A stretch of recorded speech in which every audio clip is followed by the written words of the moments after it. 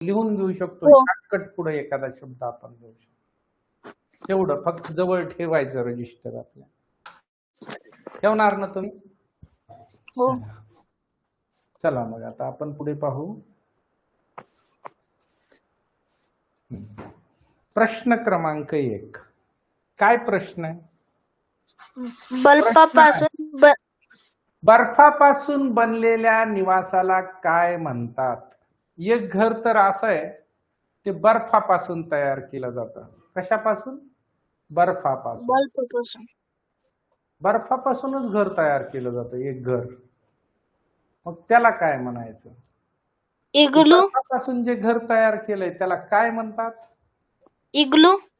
बघा, तुम्हाला माहित आहे का ते काय म्हणतात? ते इग्लू म्हणतात. हो. बर, चला बघू आपण इग्लूच आहे का ते. एक मिनिट.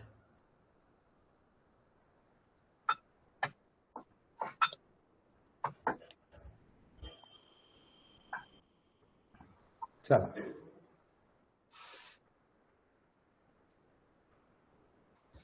घ्या. तुम्ही म्हणताय ना की बर्फापासून बनवले, बर्फाच्याच विटांचा उपयोग करून त्याचं एक घर बनवलं जातं आणि त्याचं नाव आहे इग्लू. हो. अगदी बरोबर, त्याचं नाव इग्लू आहे. स्पष्टीकरण काय सांगतात त्याचं? आर्क्टिक प्रदेशात राहणारे एस्किमो लोक अतिशयोक्त थंडी म्हणजे अतिशय थंडीपासून स्वतःचं रक्षण करण्यासाठी बर्फाच्या ठोकळ्यापासून म्हणजे मोठ्या लाद्यांपासून इग्लू नावाचं घर बनवतात. छोटं असतं, झोपडीसारखं, गोल आकाराचं. गोलाकाराचं. असं आहे ते. अगदी बरोबर. गोलाकाराचं. इग्लू बर्फाच्या प्रदेशात, आणि शॉर्टकट लिहिलं तर आर्क्टिक प्रदेशात असं लिहिलं तरी जमेल. आणि ते कशाचं असतं? बर्फापासूनच, बर्फाच्या ठोकळ्यापासून बनवलं जातं. इग्लू घर आहे ते. नेक्स्ट प्रश्न. काय प्रश्न आहे? फिरते घर म्हणून खालीलपैकी कोणत्या प्रकाराला ओळखले जाते? कोणता प्रकार आहे फिरतं घर म्हणून ओळखलं जातं ते? कॅलिवन.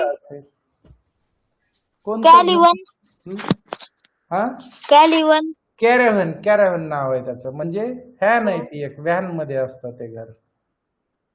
व्हॅन असते, व्हॅन. कोणती व्हॅन आहे? बघा, ही व्हॅन असते, एक व्हॅन आहे ती. व्हॅन असते ती. व्हॅन आहे का? आपण बघू ती व्हॅन. इथं काय दिसत नाही, जाऊ द्या आता. ती व्हॅन आहे, पुढे दाखवतो मी नंतर शेवटी. त्या व्हॅन मध्ये हे घर बांधलं जातं, घर असतं. काय माहिती त्याच्या संदर्भात? कॅरेव्हन म्हणजे काय?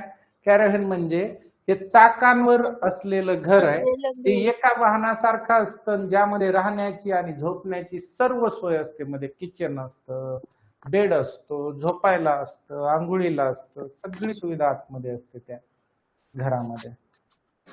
आलं का लक्षात सगळ्यांना? चला नेक्स्ट घ्या.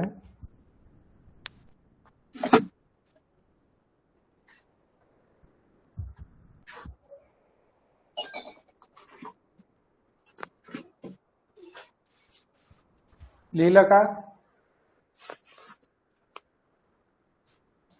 चला घ्या पुढं. पाण्यावर तरंगणाऱ्या घरांना काय म्हणतात? हाऊसबोट. हाऊसबोट. कारण बोटच फक्त पाण्यावर तरंगते ना, मग त्याला हाऊसबोट म्हणतात. लिहा, पाण्यावर तरंगणारं जे घर आहे त्याचं नाव हाऊसबोट. ध्रुवा. Hello sir. पाण्यावर तरंगणारं घर कोणतं आहे? हाऊसबोट. हाऊसबोट म्हणजे लाकडापासून बनवलेली होडी. होडी म्हणजे नाव, ज्याचा वापर राहण्यासाठी केला जातो. भारतात काश्मीर आणि केरळमध्ये अशा बोटी आढळतात. किरायाने मिळतात ते गेल्यावर राहायला. तुम्ही फिरायला कधी गेलात तर राहते. सर त्याच्यावरच घर असते. हो, त्याच्यावरच जाऊन राहायचं तिथे. त्याच्यावरच असे घर असते. चला झालं का? लिहिलं ना? कुठे आहेत ते? थांबा काश्मीर सर आणि लिहिते. केरळमध्ये आढळतात. काश्मीर आणि केरळमध्ये आढळतात. शॉर्टकट लिहायचं, पूर्ण प्रश्न नाही लिहायचा आपल्याला, फक्त उत्तर सांगायचंय. रागिनी उत्तर सांगा. जास्त पाऊस पडणाऱ्या आणि पूरग्रस्त भागात कोणती घरं बांधली जातात किंवा बांधायला पाहिजेत? सांगा बरं. जास्त पाऊस आणि पूर आहे तिथं. इग्लू, स्टिल्ट हाऊस बांबूची घरं, बहुमजली इमारती का मातीची घरं? बहुमजली इमारती. नाही, बहुमजली इमारत बांधता येत नाही तिथं. नाही, तिथं स्टिल्ट हाऊस बांधावं लागतं, असं बांबूंवर वर. आपण नाही का पाहिलं? जास्त पाऊस आणि पूरग्रस्त, पूर येऊ नये, पूर खालून वाहून गेला पाहिजे असं घर तिथं बांधावं लागतं. ब नावाचं उत्तर आहे, बी पर्याय क्रमांक. स्टिल्ट हाऊस म्हणजे बांबूंवर वर बांधलेली घरं. आणि त्याचं स्पष्टीकरण आहे, जास्त पावसाच्या ठिकाणी जमिनीपासून उंचावर बांबूचं खांब रोवून त्यावर घरे बांधली जातात, जेणेकरून पुराचे पाणी घरात शिरत नाही. आणखी एक कारण होतं त्या ठिकाणी, कीटकांपासून संरक्षण करायचं होतं आपल्याला, म्हणून तशी घरं आपण पाहिली होती. पाहिली ना? मगाशीच पाहिली. आसामच्या दलदलयुक्त प्रदेशात ती घरं होती. बरोबर, छान. अर्णव थोरात बोलतो. कोणता प्रश्न तुझ्यासाठी? सांग. हा प्रश्न वाचा. शहरांमध्ये जागेची कमतरता असल्यामुळे कोणत्या प्रकारची घरे जास्त प्रमाणात आढळतात? जागेची कमतरता आहे ना, तिथं कमी जागा आहे आणि जास्त घरं पाहिजेत. मग काय करावं लागेल तिथं आपल्याला? बहुमजली इमारती. फ्लॅट्स बनवावं लागतील, 20 मजली, 25 मजली. म्हणजे एकाच जागेवर 25 लोक राहतील वर वर वर. मुंबई, पुणे, मोठ्या शहरांमध्ये ही अशा पद्धतीची घरं आढळतात. कारण काय? फ्लॅट्स असतात. शहरांमध्ये लोकसंख्या जास्त आणि जागा कमी असते, त्यामुळे एकावर एक अनेक मजले बांधून अपार्टमेंट किंवा फ्लॅट्स बनवले जातात. नेक्स्ट प्रश्न पुढच्या विद्यार्थ्यासाठी. सेजल राऊत, बोला सेजल. काय? गवताळ प्रदेशात प्रदेशात किंवा जंगलात तात्पुरत्या निवासासाठी कशाचा वापर केला जातो? सगळ्यांनी मिळून विचार करा, सांगा बरं याचं काय उत्तर असेल ते. याचं उत्तर काय? काय? टेंट आहे का? तंबू? टेंट आहे, तंबू. विला आहे का? कॉन्क्रीटचं घर आहे किंवा हवेली आहे? गवताळ प्रदेशात किंवा जंगलात तात्पुरत्या निवासासाठी, तात्पुरतं म्हणजे उद्या उचलून नेता आलं पाहिजे असं काय असेल बरं? टेंट, टेंट तंबू. आहे. तंबू काय करतो आपण? आज मुक्काम आहे तोपर्यंत ते लावतो, उद्या तो तंबू एकत्र करतो आणि घेऊन जातो. जातो. त्याला गुंडाळून ठेवता येतं. सर मी दुसरा प्रश्न सांगू का प्लीज? टेंट स्पष्टीकरण काय त्याचं? तंबू हा कापड किंवा प्लास्टिक पासून बनवला जातो. तो सहजपणे कुठेही उभा करता येतो आणि पुन्हा काढून सोयीनुसार दुसरीकडे नेता येतो. त्याचं कारण सर मी दुसरा प्रश्न सांगू का? टेंट. हो सांगा. हा, नेक्स्ट प्रश्न. ग्रामीण भागात जुन्या काळात माती आणि शेणाचे सारवण करून बनवलेल्या घरांना काय म्हणतात? ग्रामीण भागात जुन्या काळात माती आणि शेणाचं सारवण करून घर बनवलं जायचं. त्याला कच्ची काय घरे, म्हणायचे? झोपडी. कच्ची कच्ची घरे घरे, किंवा झोपडी झोपडी. असं म्हणायचे का? पक्के घर तर नाही. पेंट हाऊस माहित नाही का तुम्हाला कसं असतं ते? नाही माहित आपल्याला. जिथं येईल तिथं आपण कच्ची घरे व झोपडी. कच्ची घरं आणि झोपड्या. अगदी बरोबर उत्तर आहे तुमचं. ग्रामीण भागात स्थानिक पातळीवर उपलब्ध असणारी माती, पेंढ्या, बांबू, शेण यांचा वापर करून तात्पुरती किंवा कच्ची कुडाची घरं बनवली जात होती. ते शेण आणि मातीपासून जे बनवलं ना, कुडाचं घर बनवलं जातं तसं. किती घर आहेत? चला नेक्स्ट प्रश्न. वीट, लोखंड आणि विद्यार्थ्यांसाठी वेदांत सांगा परदेशी. हा बोला. विटा, सिमेंट, लोखंड आणि रेती यांच्या साह्याने बांधलेल्या मजबूत घराला काय म्हणतात? सांगितलं मी. विटा, सिमेंट, लोखंड, रेती याच्यापासून जे मजबूत घर बांधलं जातं त्याला कसलं घर म्हणायचं? पक्क घर म्हणायचं. कसं? पक्क घर. पक्क. कोणतं आहे? पक्के घर. पक्की घरे ही आधुनिक बांधकाम साहित्यापासून बनवली जातात. ते अतिशय मजबूत, ऊन वारा पावसापासून दीर्घकाळ रक्षण त्याच्यामुळे होत असतं. ठीक आहे. नेक्स्ट प्रश्न नेक्स्ट विद्यार्थ्यासाठी. हा आहे भाकरे. सर आरव भाकरे बोला. सर एका मोठ्या स्वतंत्र आवारात बांधलेल्या बागेची सोय असलेल्या आलेशान घराला काय म्हणायचं? म्हणजे मोठ्या जागेत बांधलंय, स्वतंत्र आहे, एकटंच घर आहे आणि त्याच्या भोवताली बागेची सुद्धा सोय, आलिशान घर बांधलंय, त्याला आलिशान घराला आपण काय म्हणतो रे? बंगला. बंगला म्हणतो. बंगला. काय बंगला आहे? बंगला. बंगला हे एक स्वतंत्र आणि मोठं घर असतं. घराच्या अवतीभोवती भरपूर मोकळी जागा आणि बाग असते. बंगला म्हणायचं त्याला. ठीक आहे. राईट. छान. सागर कुंभार सांगा. सांगा बरं. इथं आहेत हे. बहुमजली इमारतीच्या सर्वात वरच्या मजल्यावर असलेल्या आलेशान आणि महागड्या घराला काय म्हणायचं? तळघर, penthouse, cottage, studio, apartment. काय म्हणायचं? मला वाटतं याला पेंट हाऊस म्हणतील. वरच्या बाजूला जे असतं ना, मजल्यावर असलेल्या आलिशान आणि महागड्या घराला काय म्हणतात? Paint house. पेंट हाऊस म्हणत असतील. तुम्ही असं लिहून घ्यावं लागेल तुम्हाला. सर्वात वरच्या मजल्यावर असलेलं आलेशान आणि महागड असा जर शब्द आला तर त्याला पेंट हाऊस म्हणायचंय. Penthouse. नाही, बरोबर आहे आपलं. Penthouse. मगाशी आपल्याला माहित नव्हतं पेंट हाऊस कशाला म्हणायचं. इथं दिलंय बघा पेंट हाऊस. चला घ्या तुम्ही पेंट हाऊस मग लिहून. हे आपल्यासाठी नवीन घर आहे आणि आपल्याकडे सुद्धा पेंट हाऊस पाहायला मिळतात. आपण फ्लॅट बघायला गेलो ना की ते सांगतात हा शेवटचा मजला आहे आणि या एकाच फ्लॅट साठी वर पेंट हाऊस बनवलेलं आहे. असतं वर ते बनवलेलं. छान असतं. हा. इमारतीच्या अगदी शेवटच्या म्हणजे सर्वोच्च मजल्यावर बांधलेल्या मोठ्या खुल्या आणि आलिशान घराला पेंट हाऊस म्हटले जाते. हा महत्व. पेंट हाऊस लक्षात ठेवा. हा आपल्याला कळला नाही मगाशी. घ्या आता पुढचा प्रश्न. जुन्या काळातील महाराष्ट्रातील रितेश बोलतो. रितेश बोल बाळा. जुन्या काळातील महाराष्ट्रातील मोठ्या समृद्ध आणि अनेक खोल्या असलेल्या ऐतिहासिक घराला काय म्हणतात रे? विला. विला म्हणतात होय. विला कुठं होता जुन्या काळात? महाराष्ट्रामध्ये वाडा होता. वाडा. वाडा होता. विला कुठं पाहिला आपण? वाडा. पाटलांचा वाडा पाहता की नाही तुम्ही? ज्या ठिकाणी काही ठिकाणी पर्यटनाला गेल्यावर तिथे वाडे बनवलेले आहेत. वाडे.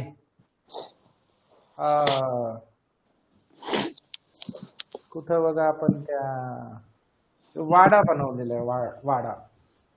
वाडा. वाडा आहे त्याचं उत्तर बघा. ही वाडा बरोबर आहे. हे बघा दिसत आहे. महाराष्ट्राच्या संस्कृतीत वाडा हा घराचा एक प्रसिद्ध ऐतिहासिक प्रकार आहे. यात मध्यभागी चौक आणि सभोवताली अनेक खोल्या असतात. मधीच जागा असते. मध्ये एक छोटी विहीर असते पाण्यासाठी. असं असतंय ते वाडा. ठीक आहे. Hello sir. हा बोल ना बाळ.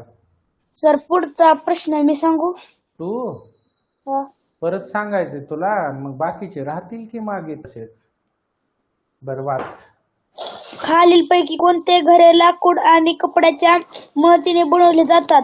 कापडाच्या मदतीनं. खालीलपैकी कोणतं घर आहे लाकूड आणि कापडाच्या मदतीनं बनवलं जात आहे? कापडाच्या मदतीनं कोणतं घर बनवलं जात आहे? कापडाच्या मदतीनं बनवलं जात नाही म्हणतंय की रे? हे नाही लक्षात ठेवावं लागेल. खालीलपैकी कोणते घर लाकूड आणि कापडाच्या मदतीने बनवले जात नाही? टेंट. टेंट. टेंट. टेंट काय? टेंट बनवलं जात नाही का? सांगा बरं. काय प्रश्न? खालीलपैकी कोणतं घर लाकूड आणि कापडाच्या मदतीनं बनवले जात नाही? टेंट तर कापडाचाच बनवते. हाऊस बोट नाही. इग्लू बर्फाचं असतंय ते. आणि ढोबळ झोपडी. बघा बरं, लाकूड बी नाही पाहिजे त्याला. आता हे हाऊस बोटला लाकूड असतं आणि ढोबळ झोपडीला बी लाकूड वापरतात. पण इग्लू हे असं घर आहे की ते बर्फाच्याच विटांपासून बनवलं जातं. इग्लू उत्तर असायला पाहिजे याचं. आणि इथं बघा बरं, मग इग्लू आहे का? हा, इग्लूच उत्तर आहे. इग्लू हे पूर्णपणे बर्फाच्या कडक ठोकळ्यांपासून बनलेलं असतं. त्यात लाकूड किंवा कापडाचा अजिबात उपयोग केलेला नसतो, काहीच नसतं तिथं. आलं का लक्षात? क्षत्रिय सर, सांगा पुढच्या प्रश्नाचं उत्तर. डोंगराळ किंवा अति बर्फवृष्टीच्या प्रदेशात घरांचे छप्परे कशी असतात? डोंगराळ किंवा अति बर्फवृष्टीच्या प्रदेशात घरांची छप्र कशी असायला पाहिजेत? सांगा. सपाट पाहिजेत, गोल पाहिजेत, का छप्परच उतरती नसतंय किंवा का? तिरपी? उतरती आणि तिरपी असतात. उतरती तिरपी असायला पाहिजेत, कारण बर्फ पडला की तो पटकन खाली घसरून जायला पाहिजे. हे बघा, उतरती आणि तिरपी. डोंगराळ भागात बर्फ, पाऊस जास्त पडतो. छप्पर उतरते असल्यास बर्फ किंवा पाणी घसरून खाली पडते आणि छपरावर साचत नाही. त्याच्यासाठी ही तीव्र छपराची घरं, उतरत्या छपराची घरं असतात. अशा पद्धतीचा हा पर्याय. पुढं प्राचीकर. सांगा. एकाच खोलीत स्वयंपाकघर, जेवणाची जागा आणि झोपण्याची सोय असलेल्या आधुनिक घराला काय म्हणतात? एकाच खोलीत काय म्हणायचं त्याला? असं का घर असतंय का? माहित नाही. काय स्टुडिओ अपार्टमेंट म्हणता येते? असं थोडंच असतंय. माहित आहे का तुम्हाला? विला कशाला म्हणायचं मग? विला हे म्हणतंय स्टुडिओ अपार्टमेंट. एकाच बरं लक्षात ठेवा, स्टुडिओ अपार्टमेंट म्हणजे एकाच घरामध्ये, एकाच रूम मध्ये, एकाच खोलीत सगळी व्यवस्था. झोपायचंही तिथंच, खायचंही तिथंच, राहायचंही तिथंच, अशी व्यवस्था. त्याला आधुनिक घर म्हणतात ते. हो सर. ज्यामध्ये हॉल, बेडरूम आणि जाहीर केलेले काही केलेलं असू द्या, काय पण. 15. 2 मजली अशा घराला काय म्हणतात? हा, ऋत्विज, अशा घराला काय म्हणतात जे आतून पायऱ्यांनी जोडलेलं असतं? 2 मजली घर मधूनच, आपल्या हॉल मधूनच पायऱ्या असतात वर जायला, वेगळा जिना नसतोय. त्याला काय म्हणायचं? त्याला काय म्हणायचं? डुप्लेक्स हाऊस म्हणत असतील त्याला. कारण हाऊस बोट नाही, चाळ वेगळीच असते. पेंट हाऊस कोणतं बघू आपण. डुप्लेक्स हाऊस म्हणतात त्याला. ज्या घराला आतूनच वर जाण्यासाठी पायऱ्या असतात त्याला डुप्लेक्स हाऊस म्हणायचं. ठीक आहे? हो. चला घ्या डुप्लेक्स हाऊस. 2 मजली घर एकाच कुटुंबाला वापरता येते, ते मध्ये असल्यामुळे. 2 जण वेगळं वेगळं नाही राहू शकत त्यात. जंगलात किंवा निसर्गरम्य ठिकाणी लाकडापासून बनलेल्या छोट्या शांत घराला काय म्हणतात? सर्वर करा ना, पर्याय पाहिला.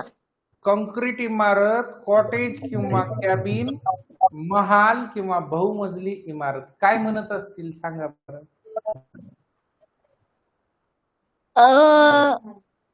सांगा, अंदाज तरी काढा ना.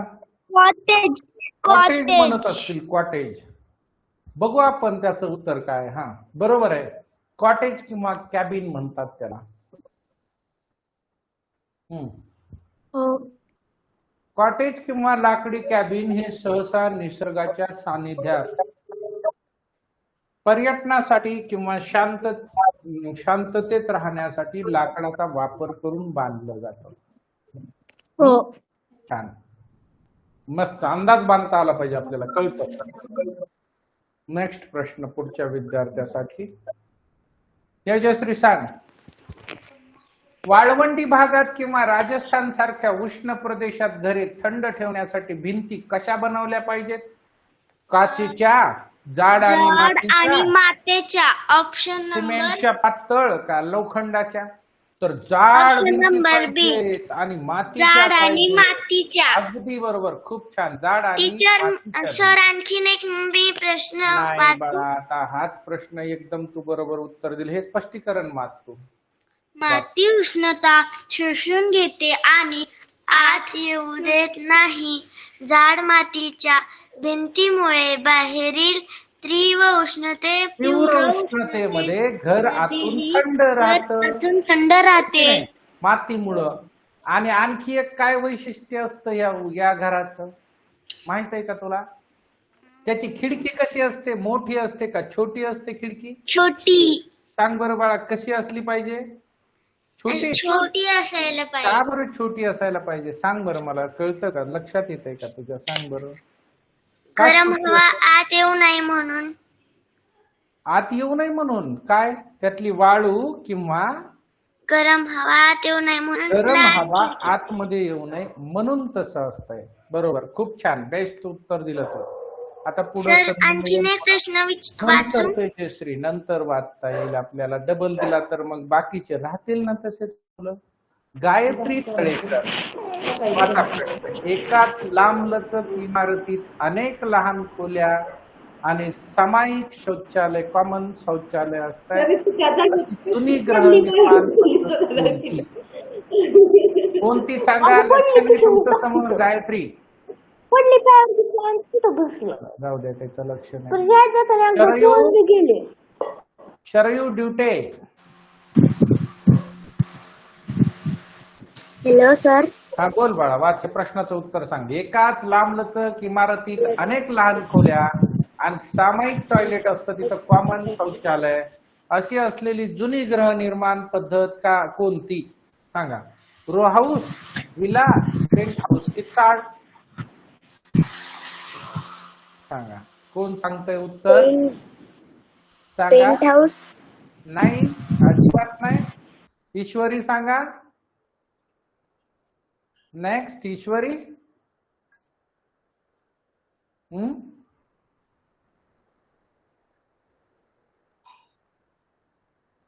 ही कोण आहे? स्वरा. Hello sir. बोल बाळा, याचं उत्तर सांग. Row house. रो हाऊस पण नाही. स्वतंत्र टॉयलेट बाथरूम असतं रो हाऊसला. जाधव. संस्कार जाधव, सांगा उत्तर प्रश्नाचं.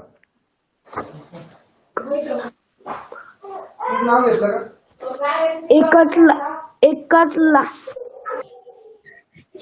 लांबलचक इमारतीत अनेक लहान खोल्या आणि सामायिक शौचालय असणारी जुनी गृहनिर्माण पद्धत कोणती? सांगा. नाही, अंदाज नाही काढत आहे तो. ओवी. हॅलो. हा, सांगा उत्तर काय असेल याचं.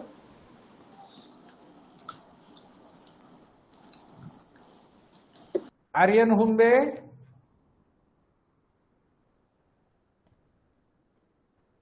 सिद्धिका होडे.